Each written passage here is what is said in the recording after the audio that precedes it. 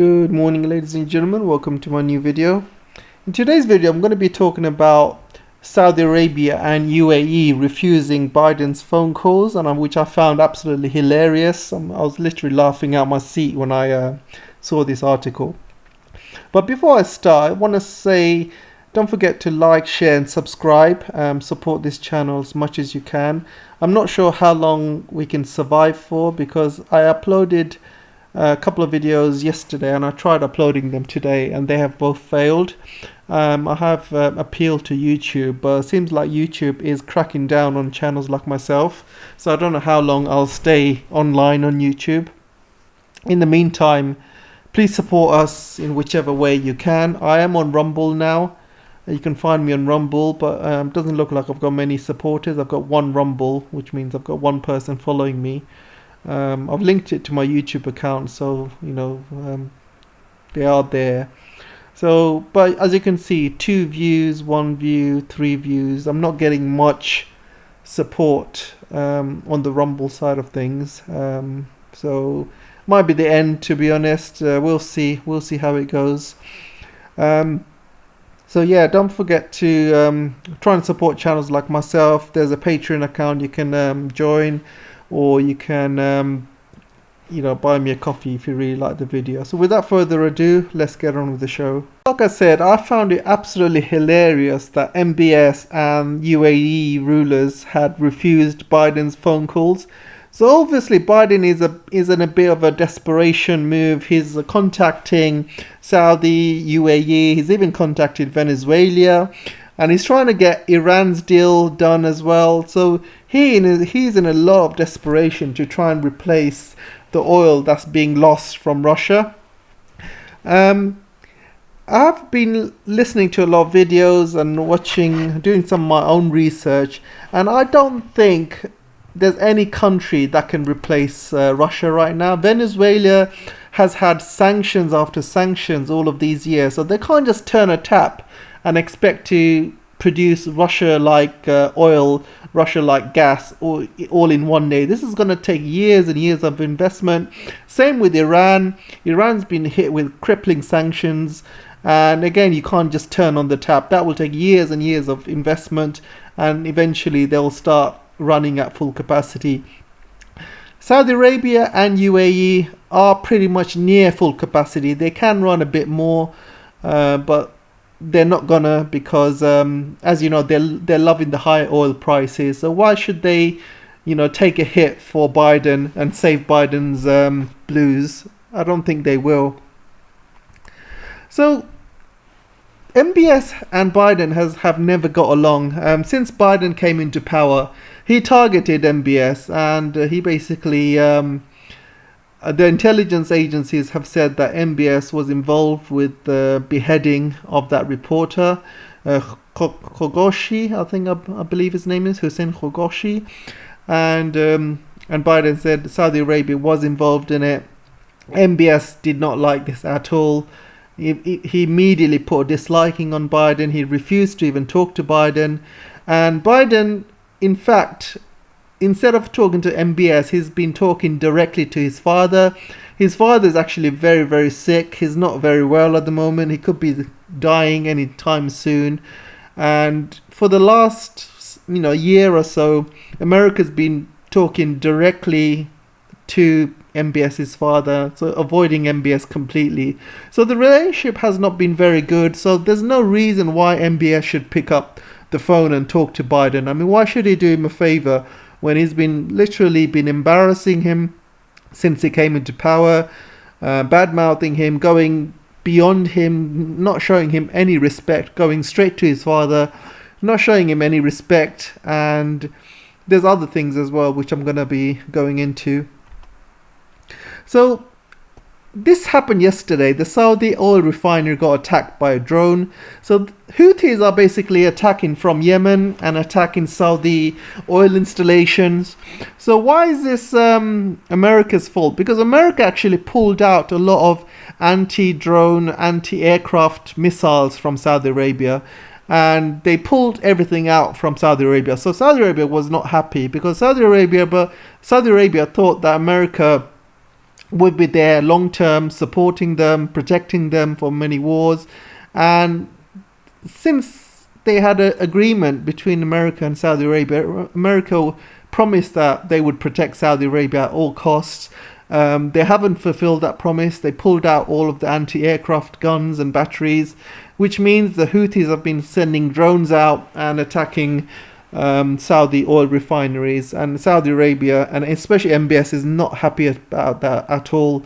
In fact, he's furious with the way Americans have treated him. Another major reason, Qatar and Saudi do not get along, and they do not get along at all. They've been having trade wars for years, even though recently they have been talking to each other. For the past 10 years or so, they have not been getting along. And in fact, at one point, Saudi threatened to cut Qatar off the map in terms of cutting off its borders so it's not attached to the mainland.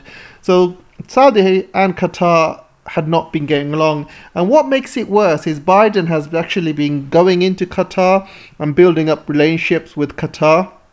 And recently, US has said that Qatar is a non-NATO ally of the US. So I'm not sure what that means, but it means that US will probably support Qatar at all costs, and they're pretty much using Qatar like they're using all of the other Gulf states by the looks of it. And Saudi obviously is not very happy about that because they see Qatar as its enemy, and they see Biden as pretty much stabbing Saudi Arabia in the back.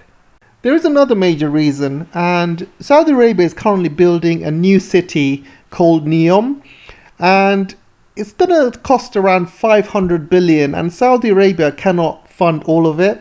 So Saudi Arabia needed some help from the West, especially Americans, to fund this new city. And unfortunately, no help has come from America so far. The funding has been pretty much next to zero. A lot of companies have pulled out, especially after the Khashoggi affair. And MBS sees no help whatsoever from the West. And he sees this as a real big backstab to the Kingdom of Saudi, because the Saudi have been, helping the West, having deals with America over the years, and they feel that they've been giving West a lot of the oil and they've not been getting anything back from the West at all. And over the years they've listened to America, they've raised outputs, they've reduced output, sometimes at the cost of their own economy. So Saudi Arabia feels, all of the help that they've given the West over the years, they're not getting anything back, and the West has just been using them. And whenever Saudi needed their help or their investment in things, the West is nowhere to be seen. The same can be said on the war with Yemen. Saudi Arabia feels that America's not showing them any help whatsoever in the Yemen war. In fact, they pushed Saudi Arabia to the Yemen war, giving them weapons to start the war, and now they're stuck in a quagmire and doesn't look like it's going to end anytime soon. So Saudi feels like America's pretty much dumped them in the dirt and just left them to it. So another thing that Saudi Arabia does not like is the West doing a deal with Iran and Venezuela, and especially Iran. Saudi Arabia sees Iran, as a rival, and it does not want any deal to be struck between America and Iran. And the fact that Iranians are talking to the Americans just annoys Saudi Arabia. And they feel that they've been backstabbed, they've been pushed aside, and America is doing whatever it wants. And Saudi is definitely not happy about it. And the fact that America is going to Venezuela, going to Iran, going to Saudi Arabia for help, it just shows a huge amount of desperation. And it's kind of embarrassing as well. They've put all of these sanctions on Venezuela and Iran all of these years, then going to them and having a chat with them, talking about oil. And even though they've embarrassed MBS over the years, they're talking to him about providing more oil. It's just the Americans don't have any shame. They feel that they can stab you in the back, stamp on you, spit on you, then ask you for a favor. So the next one is Saudi is recently signed a 10 billion petrochemical deal with China, which America didn't like, but Saudi doesn't really care. And I feel that Saudi is slowly moving towards China. They've realized America is not to be trusted. The fact that America promised them security, they've taken away all of the anti-aircraft guns away from Saudi Arabia, and dumped Saudi Arabia with the Yemeni war.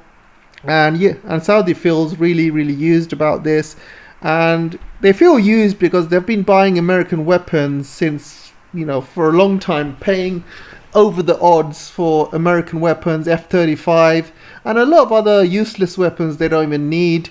They feel like, they've given Americans a lot of money over the years, helped the economy over the years, and yet they're getting nothing back in return.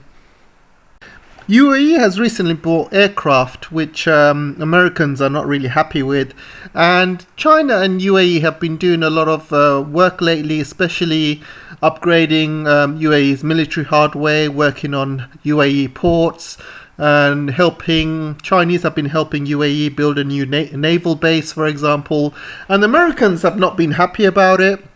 And the Americans have actually said that they're going to pull their sales of F-35s away from Dubai because of Dubai's closeness with China. And in return, Dubai has said, you know what, you can keep your F-35s, you don't need it, we don't want it.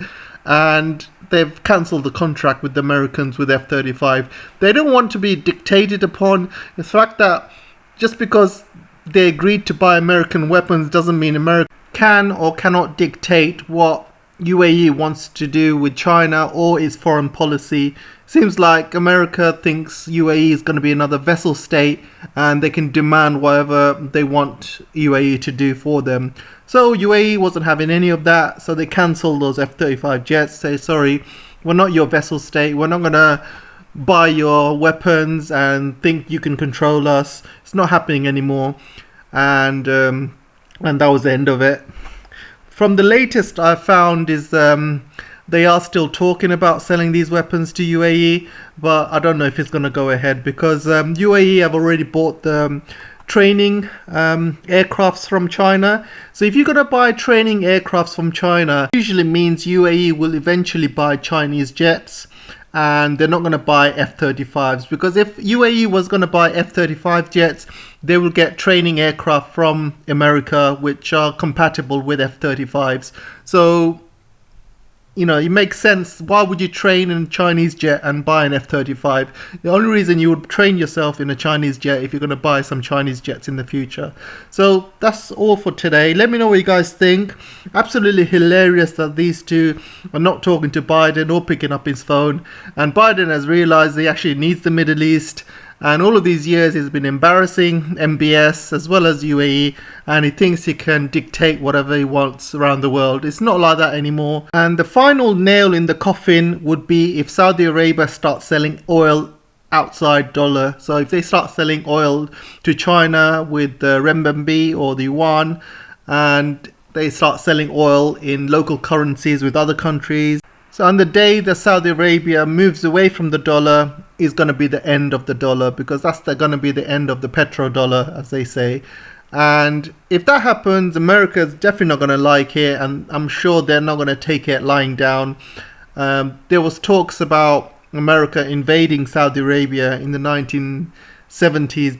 This was when Saudi had an oil embargo against the West because of Israel, because of the wars with Israel in the Middle East.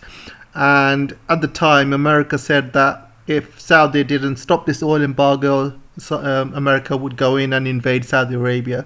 So Saudi Arabia had to let go of the oil embargo at the time. But if they move away from petrodollar, I'm not sure what will happen, whether America would actually attack Saudi Arabia. Who knows? But if that happens, then the whole of Middle East will stand up, and all the Muslims around the world would be very, very angry. The fact that Saudi Arabia has Mecca, which is the most holiest place in the world for Muslims, and if America dares decide to attack Saudi Arabia, I'm sure all of the Muslims would stand up against it and fight. So let me know what you guys think. I'd like to know your thoughts, and I'll see you in the next video.